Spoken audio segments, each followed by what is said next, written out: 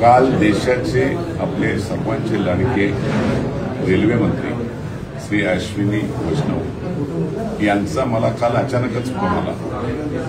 4 वाजता मला त्यांचा फोन आला। लँडलाईनवरून फोन केलेला होता। मग मी थोडा विचार पडलो का रेल्वे मंत्र्यांचा फोन मला कशा करता आला। त्यांनी मला पहिल्यांदा सांगितलं, विधायक जी, आपने जो मांग की थी तीसरे चौथे लाइन बदलापुर की कर्जत 65 किलोमीटर की, वो आपकी आज कैबिनेट में सैंक्शन हुई। 1324 करोड़ आपको निधि भी वितरित किया। काम तुरंत शुरू करके और बदलापुर के लिए बहुत अच्छा काम किया।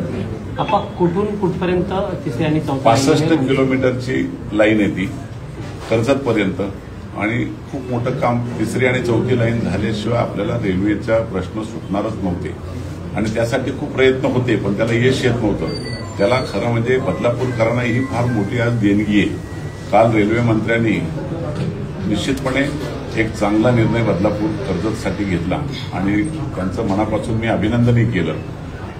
एकूण हे जे काम आहे, हे काम जवळजवळ 1 वर्षाच्या आत पूर्ण करण्याचा त्यांचा प्रयत्न आहे, आणि चांगल्या विचारातून ही लाईनचं काम झालं तर रेल्वेला जो आज आपला ताण आहे तो आपोआप थांबला जाईल। काल मग मी त्यांच्यामध्ये अजून दुसरी एक मागणी केली की आम्हाला बदलापूरसाठी टर्मिनसची मागणी आहे, ती त्यांच्याकडे प्रस्ताव आहे। तो त्यांनी सांगितलं, तुमचं काम आटोपल्यानंतर निवडणुकांच्या नंतर एकदा दिल्लीला या, मी तिची बैठक लावतो आणि तोही विषय मार्गी लावतो। टर्मिनस जर बदलापूरला दिलं, देणारच आणि घेणारच आम्ही, तर ते जर दिलं तर सगळ्या गाड्यांचा सगळ्यात आम्हाला फायदा बदलापूरकरांना होईल, आणि खूप मोठ्या प्रमाणात जे आज ताण होतो आपल्याला तो ताण कमी होईल। लोकलची संख्या मोठ्या प्रमाणात यामुळे वाढेल। लोकलची संख्या वाढवणं हीच खऱ्या अर्थाने बदलापूरची गरज आहे, पण बदलापूरकरांना मला वाटलं नव्हतं एवढ्या लवकर हे निर्णय लागतील।